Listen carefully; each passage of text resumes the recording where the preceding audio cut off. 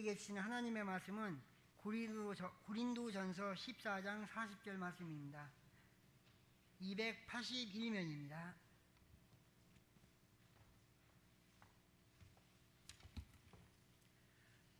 고린도전서 14장 40절 말씀을 봉독해 드리겠습니다. 모든 것을 품위 있게 하고 질서 있게 하라. 아멘.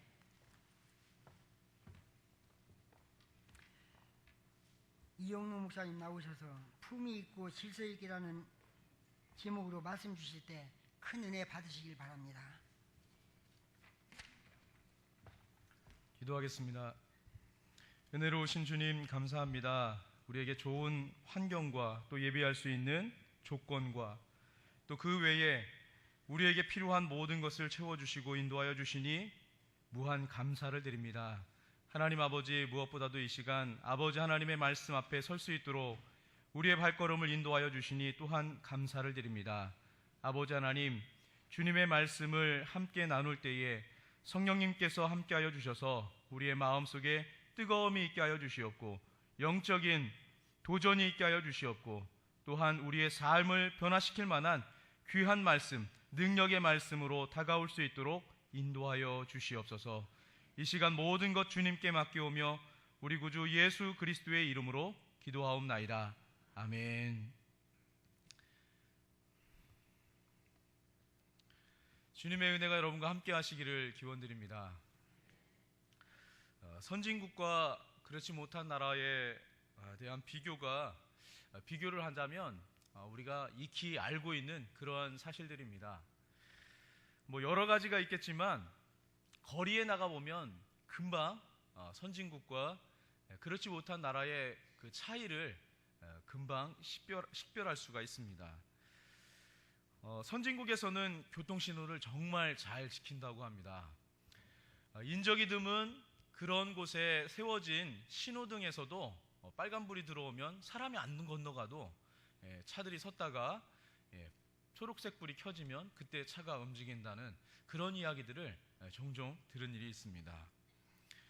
또 선진국 사람들은 횡단보도가 아니더라도 사람들이 거리를 건너려고 하면 일단 속도를 낮추고 그 사람이 횡단보도가 아니지만 무단횡단하는 것이지만 이 사람이 다치는 그러한 것에 굉장히 민감하니까 그 사람을 존중하는 마음으로 속도를 멈추고 그 사람이 건너가기까지 이제 쭉 기다려줍니다. 배려하는 거죠. 또 이러한 모습을 보면은 정말 선진국 사람들이 달리 선진국이 아니라 이러한 좀 다른 앞서가는 이런 모습들이 있구나 하는 것을 볼 수가 있습니다. 반면에 선진국이 아닌 후진국 사람들의 모습은 어떻습니까? 신호등이 바뀌었는데도 불구하고 계속 진입합니다. 그래서 신호를 받은 차가 또 거기에 진입해가지고 서로 뒤엉키는 그러한 일들을 보게 됩니다. 또 좌회전이라든지 우회전 할 수 없는 곳에서 마음대로 좌회전 우회전하는 그런 모습을 경험하게 되었습니다. 또 유턴할 자리가 아닌데 분명 끊어진 자리가 아니고 유턴할 자리가 아닌데 차를 휙 돌리는 그런 광경도 보았습니다. 또 사람들이 중앙선을 넘나들면서 운전을 하거나 또는 사람이 건너는 그 중에서도 굉장히 경적을 심하게 빵빵빵 울리면서 속도를 낮추지 않고 그냥 휙 지나가는 아주 아슬아슬하게 지나가는 그런 모습을 좀 본 적이 있습니다. 일단 먼저 진입한 차가 우선이니까 차를 확 들이밀고 먼저 가려고 하는 그런 모습들이 많이 포착됩니다. 선진국 사람들이 우선순위에 두는 그런 기준과 그렇지 못한 나라의 사람들, 후진국 사람들이 기준을 두는 그 우선순위는 무엇일까요? 선진국 사람들은 이제 여유롭고 오히려 그 사람들이 생각하고 있는 가치가 사람 그리고 사람의 안전 이러한 것에 좀 더 가치를 두는 그런 모습을 볼 수가 있습니다. 반면에 그렇지 못한 나라, 또 못 사는 나라들의 그런 특징들은 무엇입니까? 당장 먹고 사는 문제에 그것에 자신의 가치가, 우선순위가 그곳에 있습니다. 빨리 가야 내가 먹고 살고, 빨리 지나가야 내가 좀 더 벌 수 있는 그런 것이 되니까 신호등이라든지 아니면 그런 규칙에 대해서 좀 더 잘 어기는 그런 경우들이 종종 발생하게 됩니다. 자, 그러면 우리는 선진국일까요? 후진국일까요? 아니, 그걸 따지기 전에 우리 모습은 선진국 사람일까요? 후진국 사람일까요? 한번 마음에 조용히 한번 물어보시기 바랍니다. 자, 교회 생활에 있어서도 성숙한 그리스도인과 또 미성숙한 그리스도인의 모습이 있습니다. 오늘 본문에는 우리가 하나님의 은혜를 누리기 위해서 우리 모두가 함께 따라야 할 몇 가지 교훈에 대해서 우리에게 이야기해 주고 있는 본문입니다. 특별히 고린도전서 14장의 내용은 교회 안에서 방언의 은사를 받은 사람, 또 예언의 은사를 받은 사람, 이 은사를 받은 사람들이 어떻게 하나님의 교회 안에서 지혜롭게 행할 것인가, 또 어떻게 은혜롭게 생활할 것인가, 이것에 대해서 몇 가지 이야기해 주고 있습니다.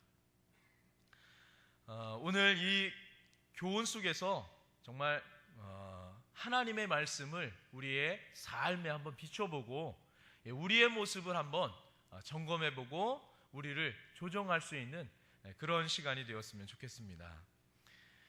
말씀 속에서 전제되고 있는 것이 있습니다. 우리는 그리스도인입니다. 우리는 그 다른 사람들, 예수님을 따르지 않는 사람들, 또는 그 외 이방 종교에 속한 사람들한테 이 편지를 쓴 것이 아닙니다. 그리스도인, 예수 그리스도를 따르는 사람들한테 이 편지를 쓰고 있습니다. 특별히 예수 그리스도를 영접한 사람들, 예수 그리스도를 따르는 그 무리들 중에서 특별히 은사를 받은 사람들, 교회 안에서 특별한 은사, 방언의 은사라든지 예언의 은사라든지 이러한 특별한 은사를 받은 사람들, 이 사람들을 겨냥한 그러한 말씀이기도 합니다. 여기서 특별한 은사를 받은 사람들, 우리 중에서도 굉장히 많이 있습니다.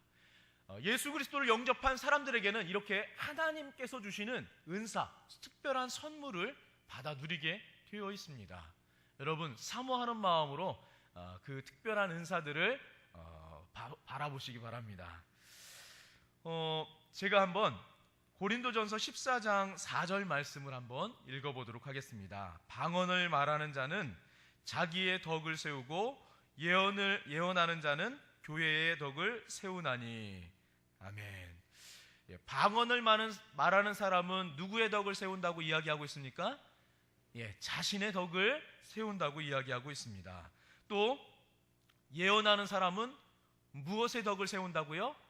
교회의 덕을 세운다고 이야기하고 있습니다. 덕을 세운다라고 하는 말은 종종 유익을 끼친다, 선한 영향력을 행사한다, 이러한 의미와 일맥상통합니다. 그래서 방언을 말하는 사람은 자신의 영적인 유익을 추구한다, 영적인 이익을 구할 수 있다, 이렇게 의미할 수 있습니다. 또 예언을 말하는 사람들이 교회의 덕을 세운다, 이러한 것은 교회에 선한 영향력을 끼친다, 교회에 선한 유익을 끼친다, 이러한 의미를 이야기할 수 있습니다. 특별히 이 교회의 덕을 세운다는 이러한 이야기들, 이러한 모습들은 어떻게 행동하느냐, 이러한 은사를 받은 사람들이 어떠한 행동을 하느냐에 따라서, 어떻게 행하느냐에 따라서 교회의 덕이 되고, 또 오히려 그것이 악이 되고 또는 해가 되는 그러한 모습을 또 이 본문 말씀에서 자세하게 이야기하고 있습니다. 특별히 이 방언의 은사는 믿지 않는 사람들을 위한 그러한 은사라고 그렇게 이야기하고 있습니다. 또 예언은 믿는 사람들을 위한 것이라고 이야기하고 있습니다. 22절 말씀을 보면은 그렇게 이야기하고 있습니다. 22절 말씀 한번 같이 읽어보도록 하겠습니다. 그러므로 방언은 믿는 자들을 위하지 아니하고 믿지 아니하는 자들을 위하는 표적이나 예언은 믿지 아니하는 자들을 위하지 않고 믿는 자들을 위함이니라. 여러분, 앞에 자막으로 성경이 나오지 않아서 저기 좀 당황스럽지요? 여러분, 성경은 꼭 가지고 다니셔야 됩니다. 그리고 여러분, 성경은 여러분의 손때가 묻어 있어야 됩니다. 그래야 성경도 금방금방 찾고 어디에 무슨 말씀이 있는지 그 말씀을 읽으면서 볼펜으로 표시해 놓은 거, 볼펜으로 또 이렇게 자기 나름대로 코멘트해 놓은 거, 이런 것들이 나중에 읽을 때 여러분의 굉장히 유익한 그런 모습들이 됩니다. 그리고 여러분들이 은혜 받았을 때 조금이라도 적어 놓은 거, 표시해 놓은 거, 이런 것들이 다음에 또 그 본문을 읽을 때 다시 여러분들 기억 속에 떠올려지고 그 은혜가 또 다시 임하게 됩니다. 여러분 성경에 꼭 갖고 다니시면서 보시기 바랍니다. 네.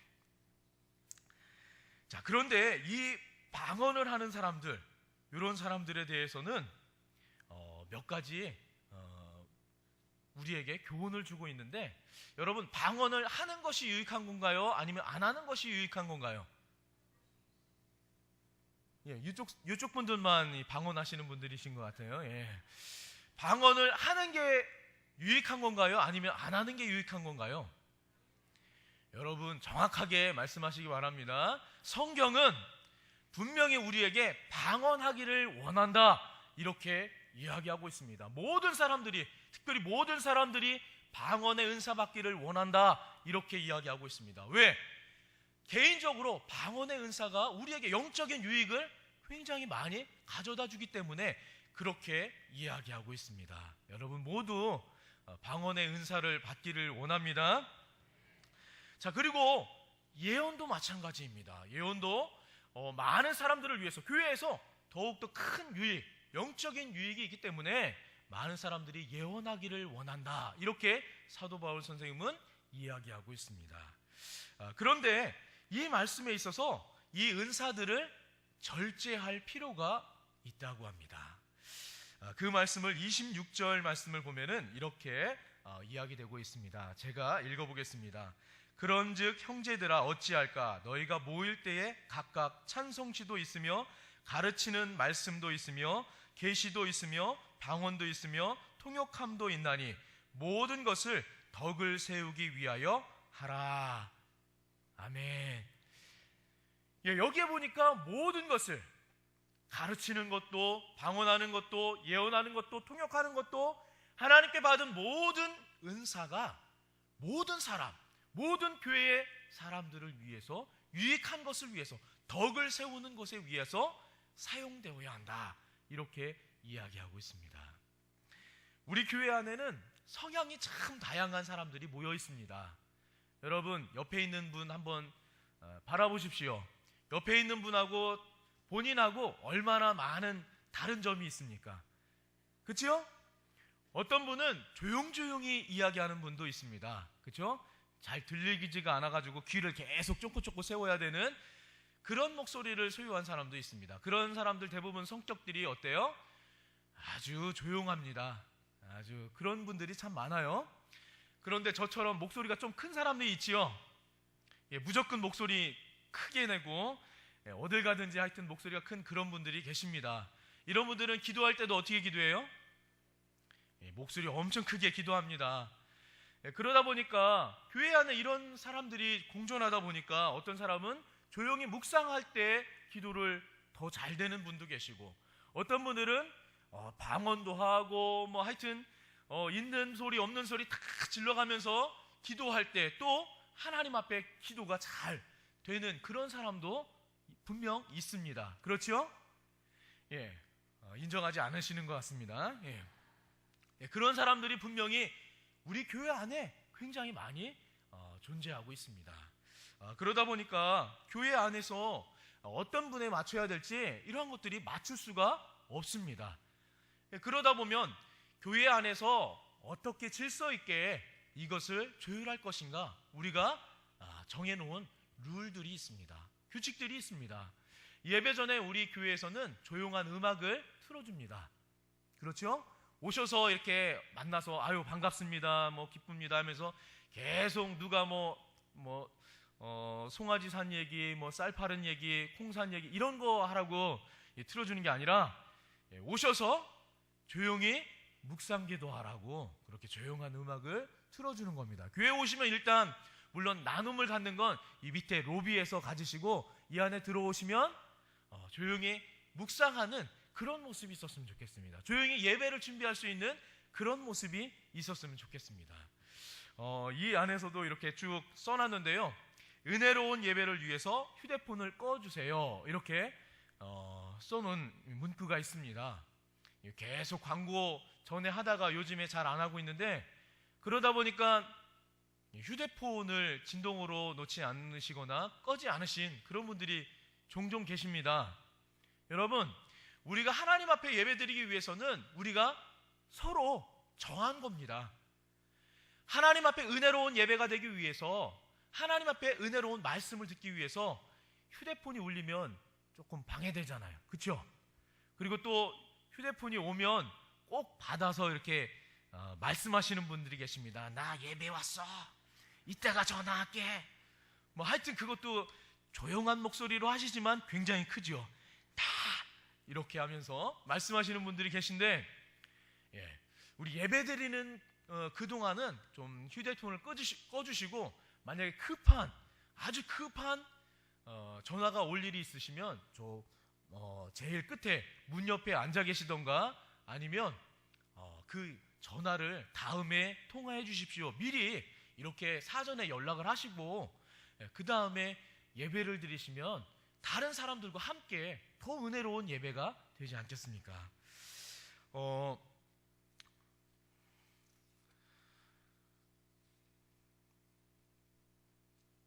또 우리 교회에서 심야 기도회가 지금 계속해서 금요일 밤에 심야 성령 기도회가 열리고 있습니다.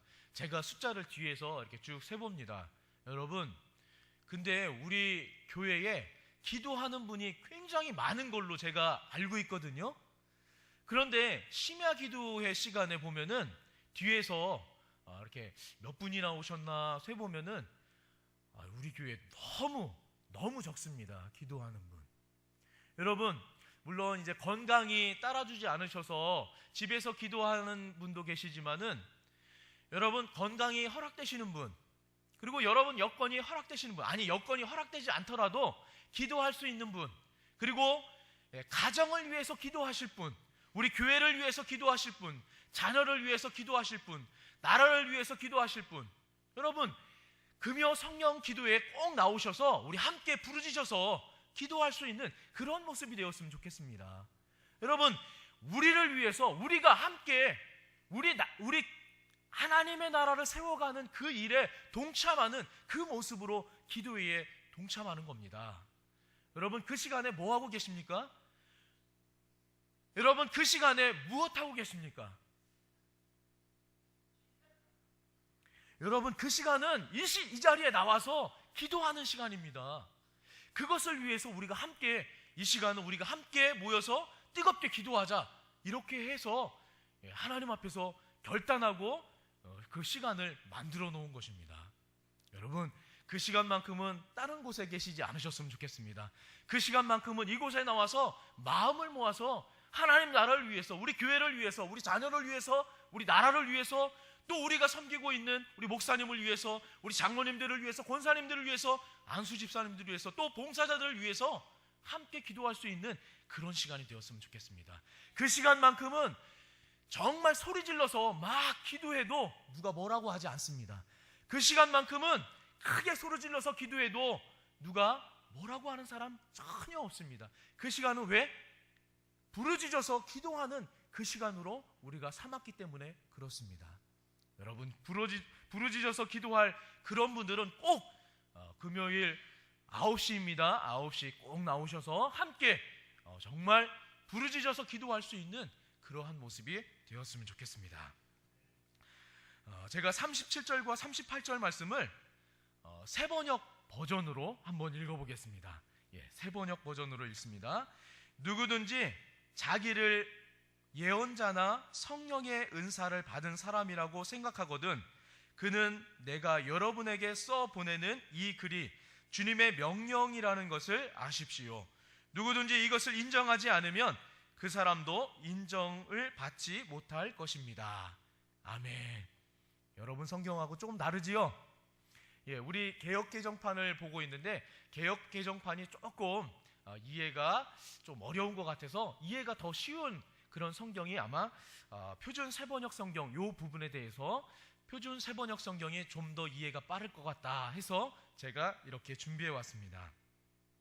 여기에 보면은 자기를 예언자라고 생각하는 사람, 그리고 자기를 성령의 은사를 받은 사람이라고 생각하는 사람, 이 사람들은 바울 사도가 써 보낸 이 말씀에 대하여 하나님의 명령이라고 인정하라, 이렇게 이야기하고 있습니다. 또 누구든지 이것을 인정하지 않으면 그 사람도 인정을 받지 못할 것입니다, 이렇게 이야기하고 있습니다. 여러분, 우리는 그리스도인들이라고 이야기했습니다.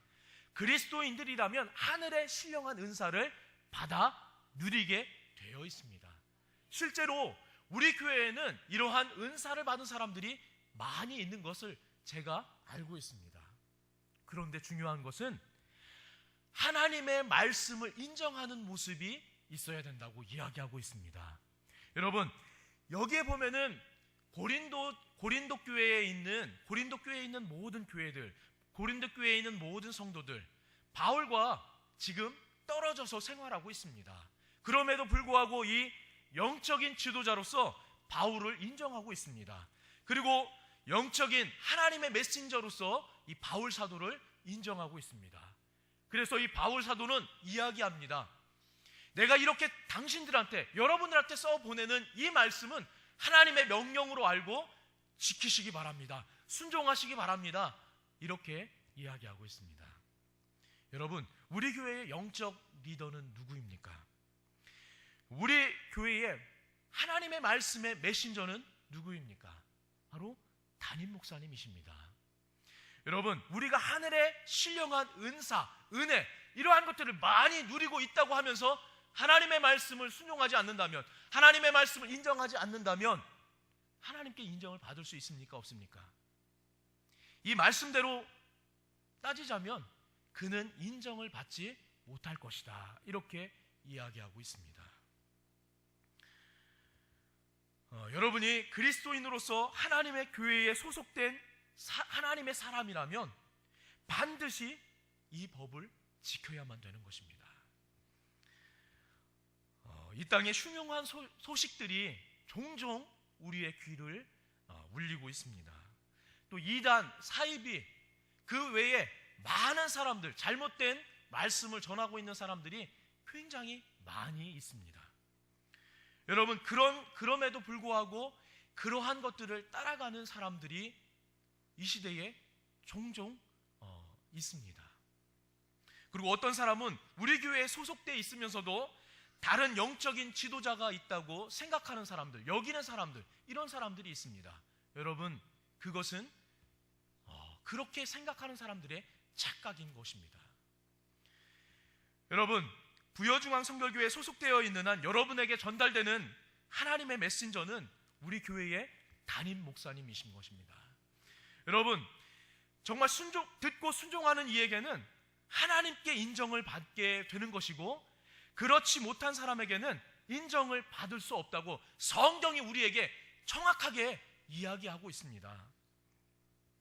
여러분, 저도 하나님의 말씀을 전하고 있습니다. 그러나 저는 부여중앙성결교회의 진정한 메신저는 아닙니다.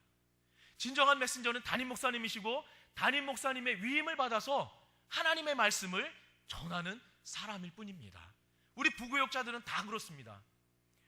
여러분, 하나님의 말씀을 선포하는 그 말씀에 여러분의 귀를 기울이시기 바랍니다. 또한 여러분의 마음을 열고 그 말씀을 받아 누리시기 바랍니다. 다시 한번 37절과 38절 말씀을 제가 한번 읽어드리도록 하겠습니다. 누구든지 자기를 예언자나 성령의 은사를 받은 사람이라고 생각하거든 그는 내가 여러분에게 써보내는 이 글이 주님의 명령이라는 것을 아십시오. 누구든지 이것을 인정하지 않으면 그 사람도 인정을 받지 못할 것입니다. 여러분, 이 시대는 정말 많은 사람들이 하나님의 말씀을 자의적으로 해석하는 사람들이 많이 있습니다. 그리고 이 시대에는 하나님의 말씀을 들었다고 하는 사람들, 하나님의 은사를 많이 체험했다고 하는 사람들이 많이 있습니다. 그런데 그 삶을 한번 보시고 여러분의 분별력을 하나님께서 주시는 그 분별력으로 한번 분별해 보시기 바랍니다. 그가 교회에 소속되어서 하나님의 말씀에 순종하고 있다면 진정한 예언자나 진정한 하나님의 은사를 누리는, 그리고 그것을 받은 사람일 것입니다. 그러나 많은 사람들에게 혼란을 가속한다면, 많은 사람들에게 그 사람의 목소리만 전달하고 있다면, 그리고 그를 덕을 끼치지 못하는, 은혜를 누리지 못하게 하는 그러한 모습이 있다면 그는 진정한 은사를 받은 사람이 아니라고 감히 이야기할 수 있습니다. 여러분, 우리 부여중앙 성결교회는 하나님께서 우리를 위해서 이 땅에 세워주신 우리를 위한 교회입니다. 여러분, 영적인 귀한 축복을 누릴 수 있는 귀한 자리가 바로 이 자리입니다. 여러분, 이 자리는 우리가 하나님의 나라에 하나님의 우리에게 주시고자 하는 그런 마음껏 주시고자 부으시고자 하는 그 모습을, 그 축복을 누릴 수 있는 귀한 자리인 것입니다. 여러분, 그것을 받아 누리시기 바랍니다. 여러분, 옆 사람을 다시 한번 바라봐 주시기 바랍니다. 여러분, 아름다우십니까? 여러분, 정말 사랑스러우십니까? 여러분, 반드시 기억할 것이 있습니다. 여러분 앞에, 여러분 옆에 앉아있는 이분들은 하나님께서 여러분을 위해서 세워주신 하나님의 일꾼들입니다. 여러분, 힘드십니까? 여러분, 어려우십니까? 여러분, 문제를 갖고 있습니까? 여러분, 함께 나누십시오. 함께 기도를 요청하십시오. 함께 그곳에서 하나님의 일하심에 대하여, 하나님의 역사하심에 대하여 여러분 함께 공유하고 함께 나눌 수 있는 그런 모습이 되어야 합니다. 교회는 바로 이것을 위해서 우리에게 하나님께서 주신 아주 귀한, 아주 유익한 그러한 단체이며 기구입니다. 여러분, 누리시기 바랍니다. 나누시기 바랍니다. 이것을 꼭 누릴 수 있는 여러분이 되시기를 바랍니다. 성경은 그리스도인들이 모인 곳에서 저마다 그 상황에 맞는 행동으로 서로에게 덕이 될 것을 이야기하고 있습니다. 우리가 하나님의 은혜를 받은 사람으로 그 은혜를 함께 공유하고 또 함께 지켜나가기 위해서 요구되는 처세가 있습니다. 작은 행동도 자신만을 위한 것이 아니라 옆에 있는 이웃을 위한 것입니다. 그리고 또한 교회를 위한 것이 되는 것입니다. 요즘 아무리 탈규범이라고 하는, 포스트 모더니즘이라고 하는, 그리고 이 시대에 가지고 있는 모든 규칙들이 무너지고 탈피되고 또 그것을 버리려고 하는 그러한 사상들, 그러한 사고들이 온 세상에 아주 만연해 있습니다. 그러나 우리가 죽을 때까지, 아니 하나님 앞에 서는 날까지 우리가 따라야 할 그러한 변하지 않는 법칙이 있습니다. 그것은 바로 성경입니다. 주님께서 우리에게 주신 영원히 변하지 않는 규범이며 영원히 순종해야 할 기준인 것입니다. 하나님의 법은 우리의 삶을 더욱더 풍요롭게 합니다. 하나님의 법은 우리를 귀찮게 하는 것이 아니라, 우리를 번거롭게 하는 것이 아니라, 하나님의 법을 통해서 우리는 더욱더 크고 놀라운 은혜를 경험할 수 있는 것입니다. 그렇다면 이제 우리는 결단의 시간을 가져야 합니다. 여러분 마음속에 하나님의 말씀이 전달되고 있습니까? 하나님의 마음이 여러분에게 느껴지고 계십니까? 그렇다면 지금 이 시간이 하나님의 말씀으로 결단해야 할 귀한 시간입니다. 여러분, 우리 하나님의 말씀을 통해서 이웃과 함께 생각하며 이웃을 배려하고 또한 우리 교회의 덕을 세우기 위해서 우리가 작은 몸짓, 작은 언행, 작은 행동 하나하나가 바뀌어질 수 있는, 조정될 수 있는 우리 모두가 되기를 원합니다. 말씀에 살고 말씀에 죽는 우리는 하나님의 말씀을 목숨처럼 수요하고 또 순종하는 그리스도인들인 것입니다. 성도 여러분께서 경험한 그 살아있는 하나님의 말씀으로 모든 삶의 자리에서 승리하시길 주님의 이름으로 축원드립니다. 기도하겠습니다. 우리의 삶의 표준을 제시하고 우리의 발걸음을 최선의 길로 인도하시는 아버지 하나님, 오늘도 우리에게 하나님의 말씀을 주심을 감사를 드립니다. 오늘 우리가 경험한 모든 하나님의 진리가 우리의 삶을 새롭게 하기를 원합니다.